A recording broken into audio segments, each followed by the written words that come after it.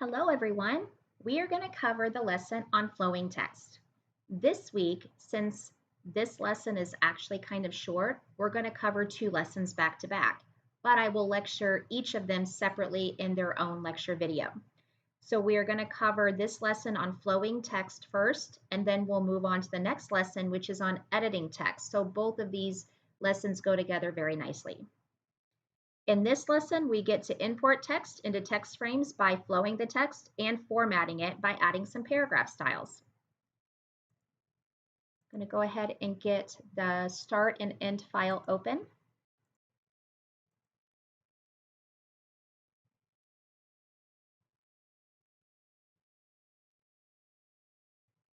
All right, we can go ahead and click to update modified links.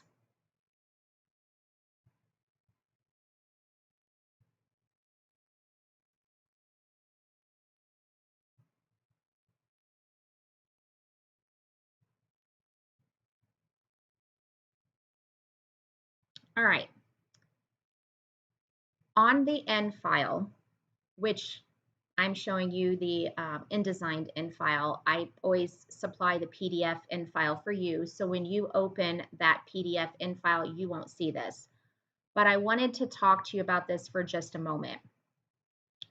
We have always had this issue with this lesson on flowing text, and we always end up getting a missing fonts dialog box letting us know that the end file and even our start file, when we go to place some text, is using a font we don't currently have. All right, this is showing that Helvetica Bold and Regular is about to be substituted. Okay, now if you were to get this message on the start file, you could actually choose to replace a font and choose from something that is similar. Okay, in this instance, Arial would be similar. I think in a previous edition of this book, I actually used Minion Pro in its place. All right, but I just wanted to show you that. Okay. So what I did in order to allow this lesson to go a lot smoother for you is I opened up the Word files that they provided for us for this lesson. I opened them in Word and I highlighted all the text and I changed that from Helvetica font to just a generic Arial font that everybody should have on every device. All right, Helvetica is more of a Mac font, or at least it used to be. So what I did is I just changed it to hopefully a font that everybody will have. So whenever you open the 06 start and you begin placing these text files and working with this text in this lesson, you will not have to substitute. So I just wanted to let you know that I modified the lesson files, all right? So that will hopefully cut down on a lot of frustration and aggravation as you move along. All right. So what I wanted to show you is, let's take a look at this start file. So this is a start file that we're going to obviously begin with. Take a look at the pages panel so that we can kind of see what we're going to be working with as far as pages. We have 4 sets of spreads, or 4 spreads. We have lowercase I and page 1. This is spread pages 2 and 3. Spread pages 4 and 5, nice background image on page 5, and the same on spread pages 6 and 7. So we can kind of guess without even looking at the lesson, we will not be flowing text on top of pages 5 and 7, unless you were to have a solid color background where you'd be able to see the text. In this lesson, we aren't. So pages 5 and 7 just will not have any text on it. So that leaves all of the white space, if you will, on pages 1, 2, 3, and the top of 4 and 6 for us to work with the flowing of text. So as it sits, especially after I took the time to change the font on the Word documents that we're going to be placing and flowing and working with, this lesson goes a whole lot smoother. So let's go ahead and get started. Flowing text into an existing frame. When you import text, you can flow it into an existing text frame or into a new frame. If the existing frame is empty, you can click with the loaded text icon in that frame to flow that text. Remember, text that does not fit in the frame is considered overset. Overset text is indicated by that red plus sign in the output, and that's in the lower right corner of the text frame.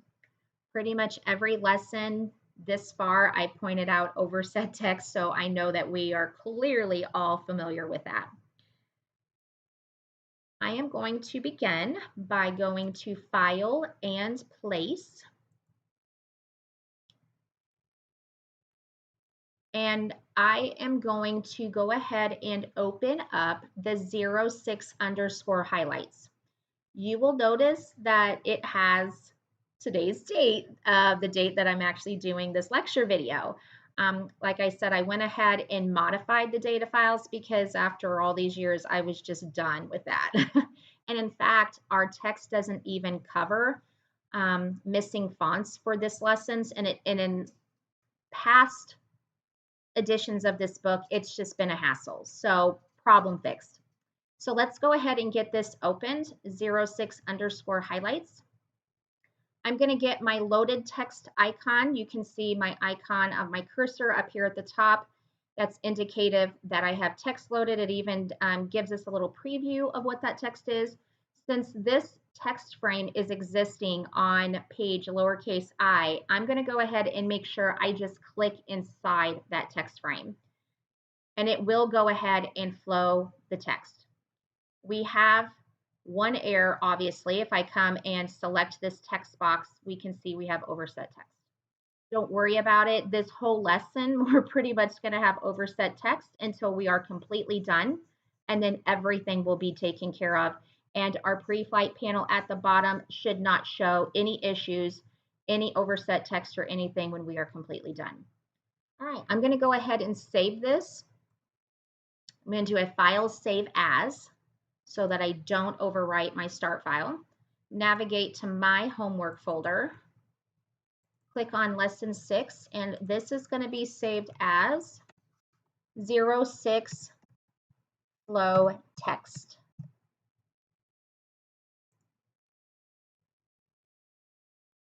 Okay.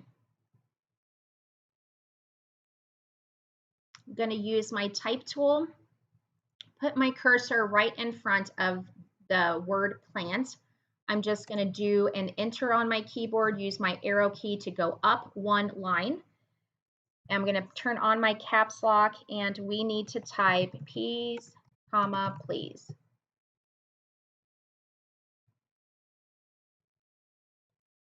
I'm going to use my selection tool to make sure that my text frame is selected.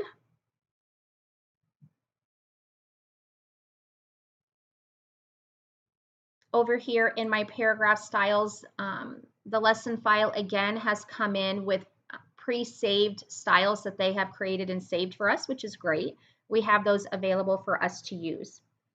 So we need to open the body text, and there is a sidebar text paragraph style that we can apply, and you can see that it automatically formatted that for us, which was great. With this text frame still selected, I'm going to go ahead and do a Control B. That's going to open up my text frame options dialog box. And then from the left-hand side, there's some options over here. I want to choose auto size. Now watch what happens with my selected text frame when I do this, because I have my preview button on, so when I start making changes, it's automatically going to be applied. Right now, my auto sizing is off.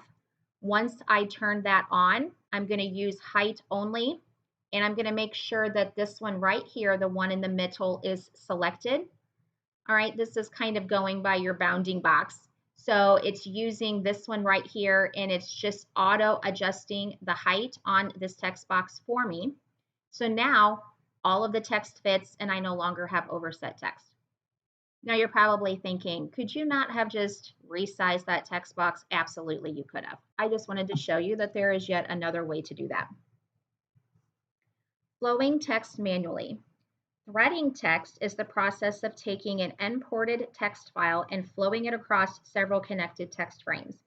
3 options for threading text.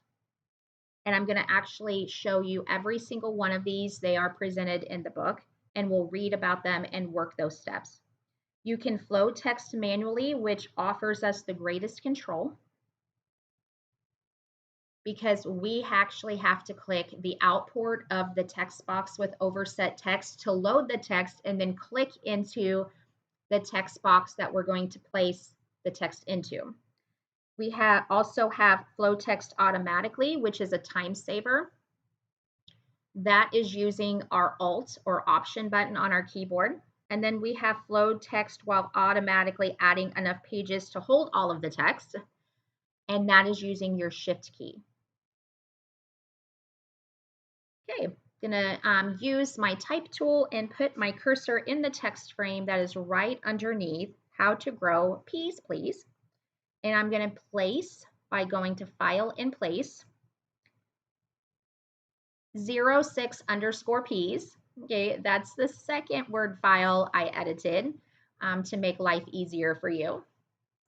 And I'm gonna go ahead and click Open. And because I had my cursor in that text box already, it went ahead and flowed that, it placed that text, okay?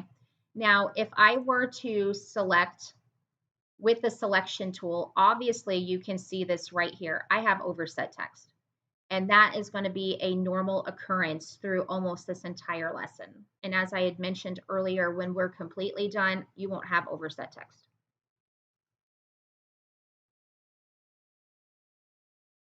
Okay, now that this text frame is selected, I can come down here and with the selection tool, I'm going to click the output to load the text that is overset. If you look at my cursor on the screen, I know my cursor's at the bottom there, you can actually see the loaded text icon. All right, now once I move my cursor over to this text frame in this column that's right here, it automatically switches to like a link, okay, indicating that these text boxes are linked together. All right, so I'm just going to go ahead and click up here at the top and flow that text. Now, of course, we still have overset text, completely normal. All right, now when you get to the end of this section in the text, there is a loading the type tool with multiple text files at the bottom of this section, all right, in the book. When you get there, just make sure you guys look over that and read that. Creating text frames while flowing text. Now we have semi-autoflow. This is the second option. Semi-autoflow of text lets you create threaded text frames one at a time. This is accomplished by using your Alt or your Option button. All right, so that's going to depend if you're Windows or Mac. All right, that button is going to help you to keep the text loaded into the loaded text icon so that it is ready to flow into another frame. So by using Alt or Option, you're not having to come back and click in your output. With my selection tool and this text frame selected, I do, though, need to go ahead and click the output of this to get the text loaded. I'm going to come down here to spread pages 2 and 3.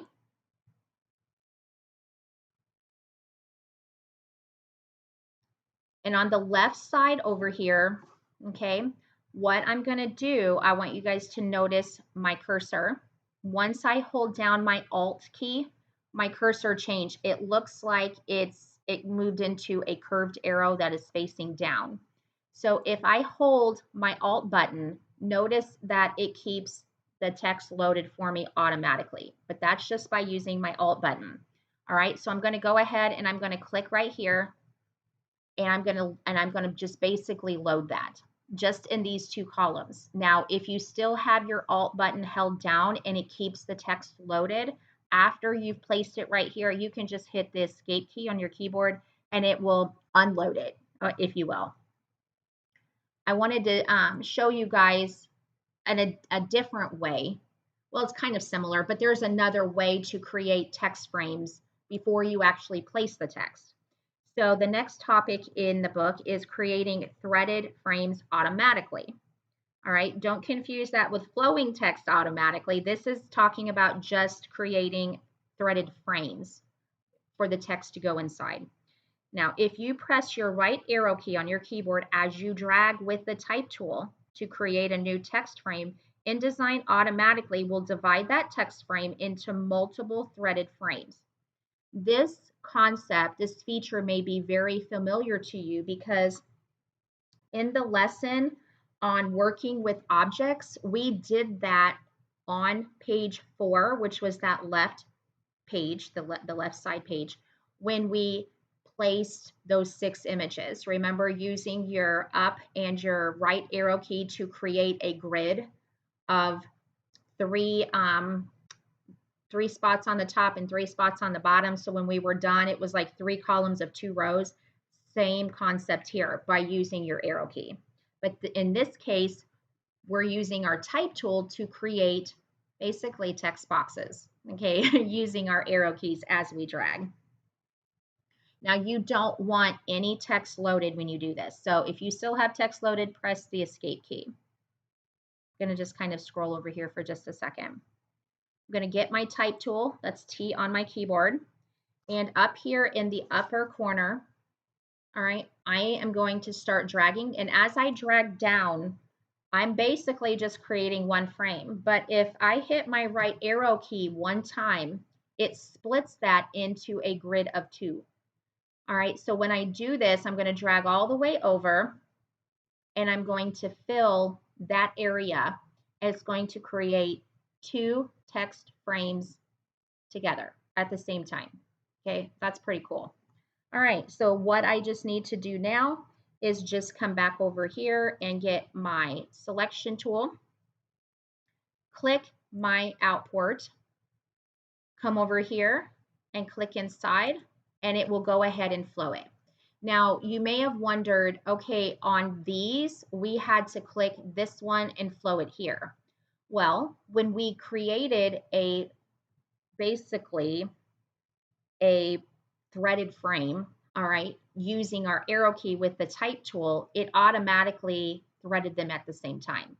So when we clicked and loaded the text and clicked here, it automatically placed it here. Okay, so that's kind of like almost a sub point in between semi-auto flow and auto flowing of text. And auto flowing of text is the one we're going to cover right now. I'm going to go ahead and do a Control S and save that. All right, the third way of placing text and flowing it is flowing text automatically. When you auto flow text, InDesign automatically creates new text frames within the column guides on subsequent pages until all the overset text has been placed. This is accomplished by pressing the Shift key when flowing the text. With my selection tool, of course, I need to select this right column over here on page 3. I do need to load that text. So I'm going to click the output and get that loaded. And I'm going to come down here onto spread pages 4 and 5.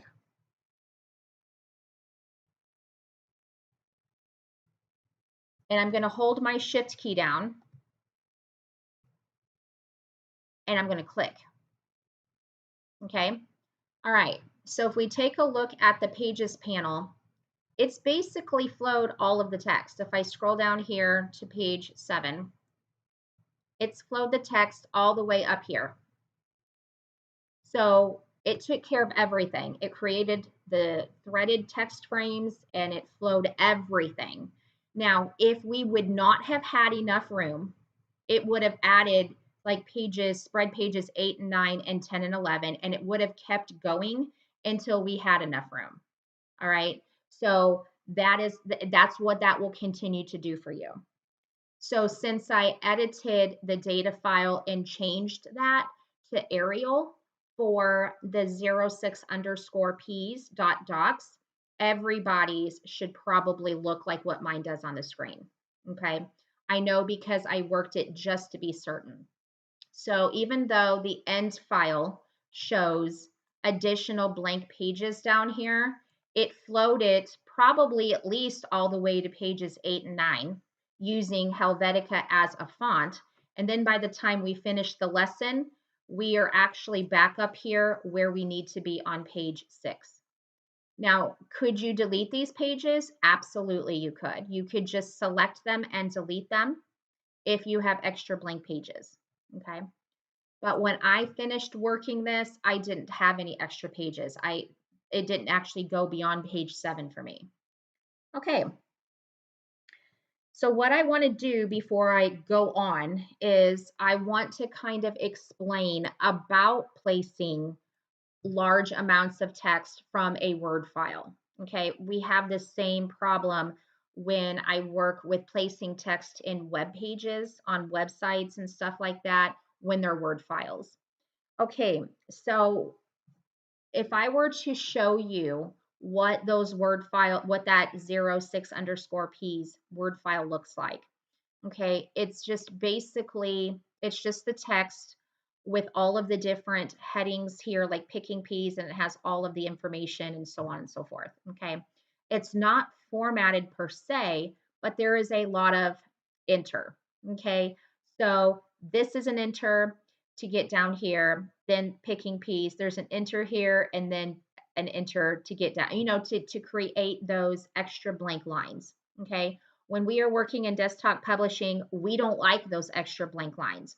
We want InDesign to control that using space before and space after. So what has happened when we flow this text is now we have a lot of extra blank lines in there we don't need. So we're going to let InDesign handle the removal of them before we go on and finish the formatting of the text. Okay, so that is actually devoted to its own section in this text, and it's called using find, change to delete extra paragraph returns. Okay, so I don't have that in the notes. It's pretty self-explanatory. You will still work these steps when you get there, but I was just explaining to you why we have to do it because it's basically deleting 2 paragraph returns all over these 7 pages that don't need to be there. So what we need to do is come back up here to page 1. With the type tool, I'm just going to put my cursor in front of the first sentence. And I need to go, I normally don't like to show hidden characters. It's just a personal preference of mine. I don't like it. When I see the hidden character, the paragraph formatting characters, I turn them off. So sometimes in the book, you might see them. Sometimes if you open your lesson file, you may see them. If you don't want to work with them outside of this small section in this lesson, you can turn them off. Okay, make them not visible, hide them, if you will. And that's located under type on our menu bar all the way at the bottom. It'll say hide hidden characters. All right, just for this, few minutes, I wanted to show you what those look like. So we have a lot of paragraph returns all over the place. Okay, so there's pretty much going to be 4 for every heading that we have. Okay, and I want to say there's like maybe 6 headings of this over the 7 pages. So it's creating a lot of extra blank space we don't need. Okay, so we got to get rid of it. So instead of actually just putting your cursor here and using delete, delete, delete, delete, there's a much easier way. Would that be doable, I guess, over 6 or 7 pages? Yeah, probably. I just don't advise that. I really don't. And I'll tell you why. Because if you have to end up adding text somewhere later, if you let InDesign handle the removal of these extra paragraph returns and replace them with normal returns, if you have to add text in, or delete text out, it will automatically reflow that text and you won't have any additional issues. If you try to edit it like you would in Word, you may not have issues right now, but you may potentially have it later on if you go to make adjustments to the text. You may find yourself having to edit additional issues out of it. So it's just better to do it this way. All right. All right, so what we need to do is we need to go to edit and it is find and change. Actually, it kept it in here from the last time I worked this before I did the video for you. All right, we want to make sure that text tab is selected. And because we have our cursor at the very beginning of the story, okay, we want this to go in the forward direction, not backwards. And we want to make sure that we have the, and I'm going to take this out so that I can show you what I mean, okay? We want to make sure text is selected, the direction is forward, we're searching the whole story, so that's all the 7 pages. And under find what, all right, there's like an @ symbol that has a little arrow. You want to make sure that you have end of paragraph in there. So it looks like the little caret symbol and a P, okay? But you got to put that in there twice because it's going to be looking for this and this. Do you see there's the 2 paragraph returns? So it's going to be looking for the double paragraph returns. There's a set here, there's a set here, okay? So what do we want it to change to? We just want 1 end of paragraph return, not 2. So if we click on find next, it obviously shows us the 2 of what it's found. And then we can just go ahead and click on change all. And it says search is complete, 18 replacements have been made. Okay, so I'm just going to go ahead and click OK. And notice it gets rid of all of that, which is exactly what we want it to do. Not all the times do the screenshots when they say, okay, the alert indicates 18 replacements have been made. In this particular case, yes, mine matched the 18. In other lessons, if we do something and we change something, I may not get as many as the book indicates, and I will always tell you, hey, when I did this, I only got so many X amount, and I would let you know. But yes, there are 18 of them. All right, so now that we have that fixed, we can actually just go ahead and start cleaning this up. All right, and this is the easy part. All right, so let's go ahead and get started then. We got this done. So now what I need to do is take a look now at my pages, okay?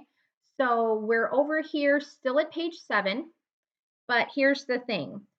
I don't want to have any text on top of page 5 or 7. It has a really nice background image. It has the solid color background, how to grow peas, please on page 5.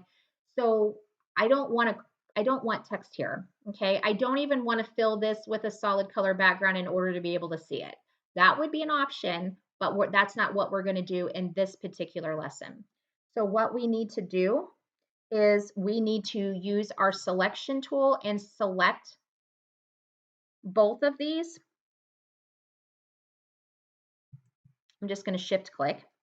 And then I need to go to edit and clear. So it's not going to delete the text out.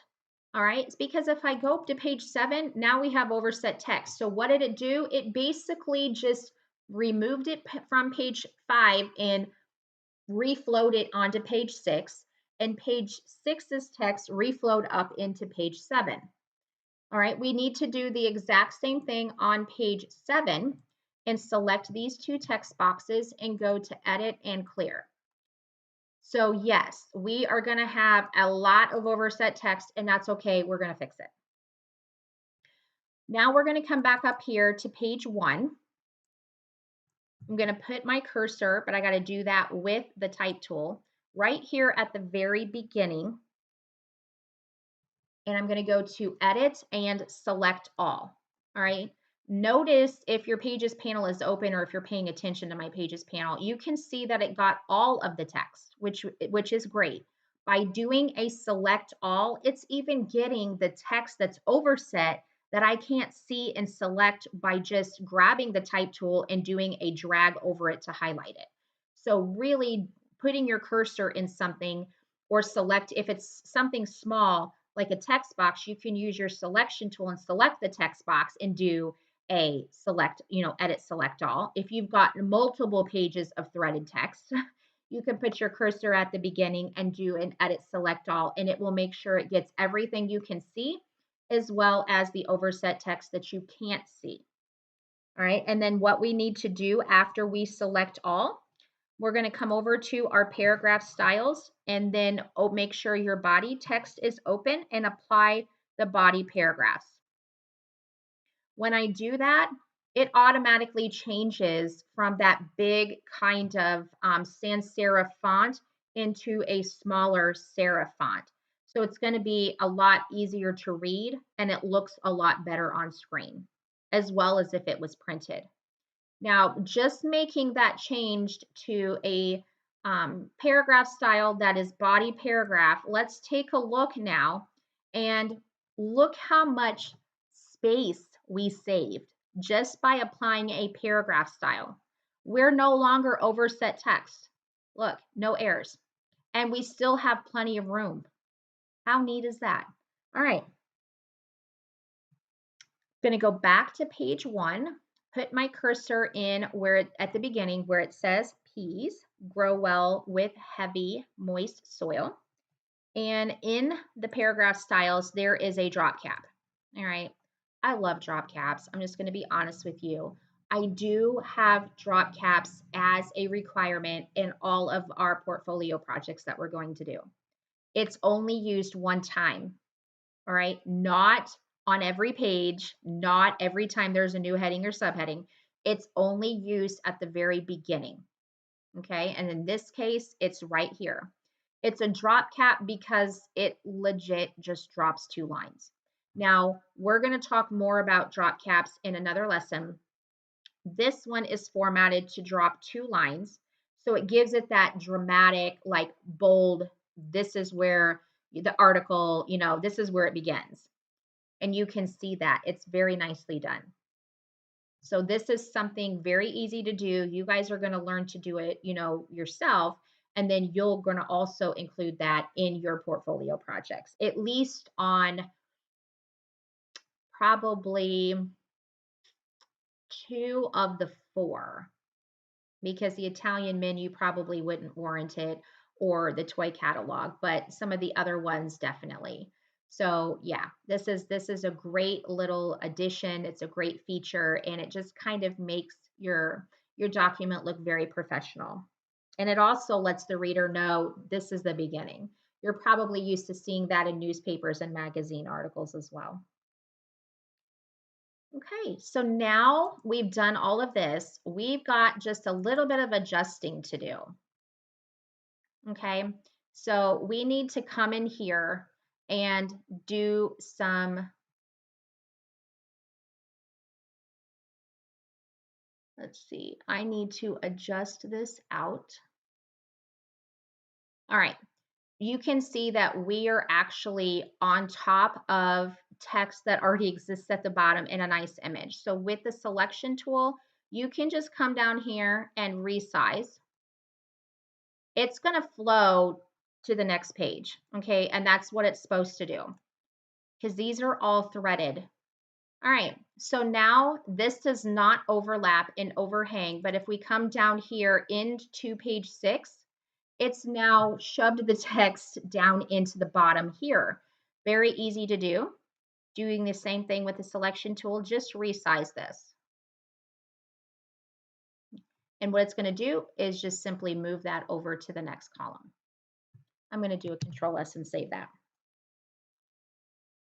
Okay, so all of these little headings that we have here, we want those to stand out. And you can probably imagine, yes, they've created a paragraph style for that.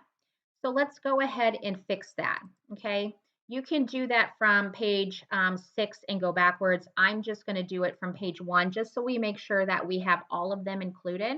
So open up your paragraph styles, use your type tool. I'm just going to put this in fertilizing. The fertilizing header is on page 1, or you can even refer to it as kind of like a subheading. It's on page 1, okay? So what we want to do is make sure your cursor is blinking in there from the type tool and apply the body head. So it left aligned it, made it more of a sans serif font, and it bolded it. When it did that, it ended up moving a little bit of text down and up into the next column, so it reflowed that for us. We come down here into pages, spread pages 2 and 3. put my cursor in sewing and apply the body head. Again, it reflows. Page 3, there's 3 of them. And we have thinning out. We have protection from birds, and caring for the vine will probably get bumped to the next page. And then we have picking peas.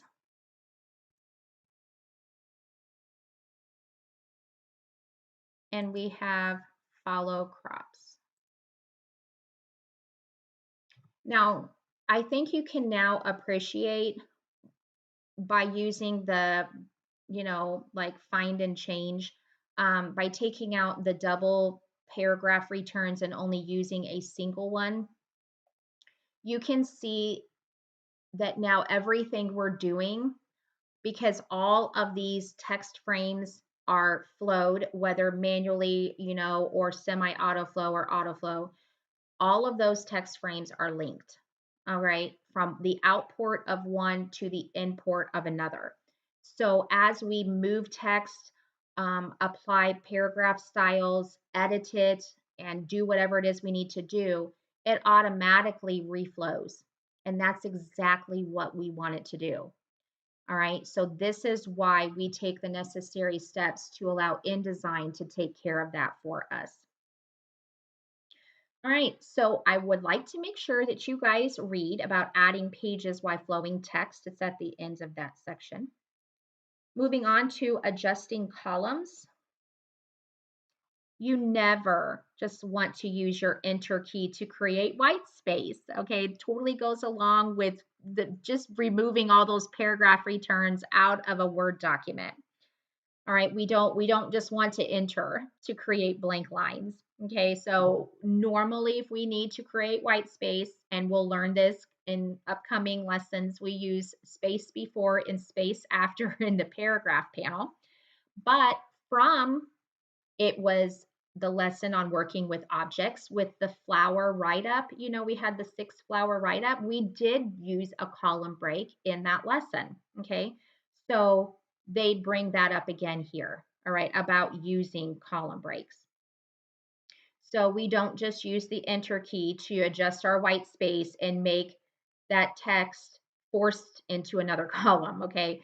So InDesign does have that feature we have used in that lesson, and they talk about it again today, and that is using column break. That is going to manually enable you to bump text into the next column. That way, if you add or delete anything, the column break will automatically readjust for you. And then there's also a section like, adjusting vertical spacing, and it's usually one of those ones that has the light yellow tan background with the red title. Make sure when you guys get to that portion in the text, don't leave out reading about that as well. Using the baseline grid to align text. The baseline grid represents the leading or the line spacing for your document's body text and is used to align the baseline of type in one column of text with the baseline of type in a neighboring column and pages. Baseline grid or leading grid can remind you basically of lined notebook paper. That's exactly what it is. I am going to allow you guys to work this section, so please don't skip around. Okay. Just because I'm not working that doesn't mean that you don't have to work it, because you do. All right, so I'm showing you guys the majority of what you're going to be doing in this lesson. The last thing that I want to talk to you about is at the end of this lesson, and it is adding a jump line page number. Just like a magazine article that spans multiple pages, forcing you to turn the page, it helps to add a jump line, such as continued on page such and such. You can create a jump line in InDesign that automatically reflect the number of the next page in the text flow. Note, in order for this to work properly, the text frame containing the jump line must touch or overlap the threaded frame. All right, going to come back up here because we have to do this on this first page. Going to use my type tool, and just out here in my pasteboard. Gotta love that pasteboard. I'm going to create a text box, okay, or a text frame that's about 1.7 inches. Doesn't quite have to be that large. It's just large enough for you to initially type in. And then it needs to be like 0.25 inches. Okay, you can totally resize this if it's not perfect. Okay, I'm going to go ahead and hide hidden characters because outside of that one section in the text, I don't want to I don't want to look at them. All right, so with my type tool,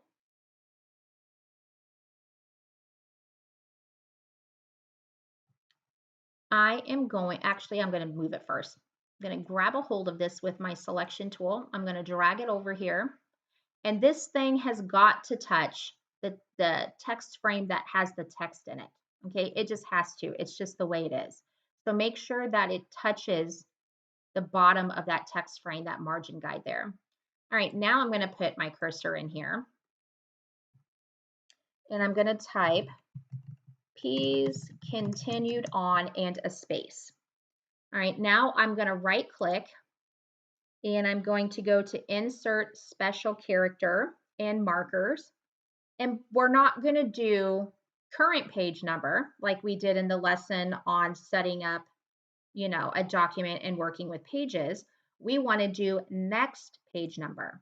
Okay, that's how that works. Over here, I'm going to leave my cursor inside the text that I just typed out. You guessed it, there's a paragraph style for this. So I am going to go ahead and underneath here, it's not in folios, it's underneath. There is a continued from to line. Make sure that you apply that. Notice that it is now small and italicized and it's right aligned. So it lines up very perfectly with the right edge of the page. As long as you have the text frame I have mine touching the bottom and the right side. I'm going to go ahead and do a Control S and save that.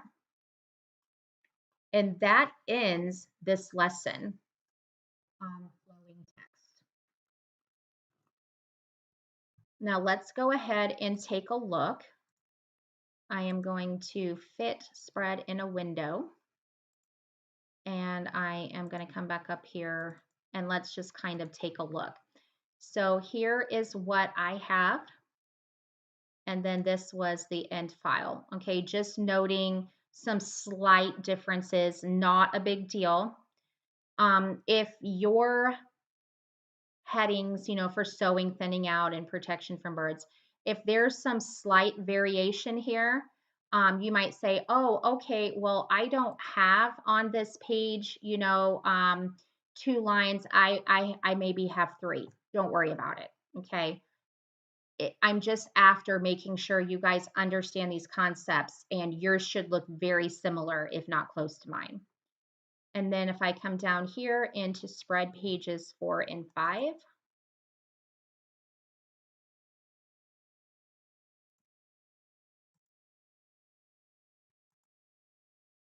and then your spread pages 6 and 7 should be very similar to this.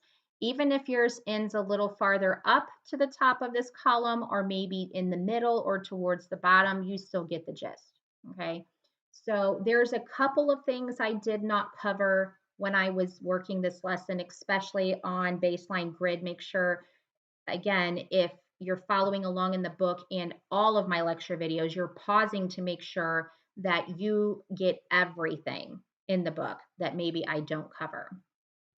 All right, this ends the lesson, and I'm going to get everything set up to continue on with the next lesson, and I will see you in just a few minutes.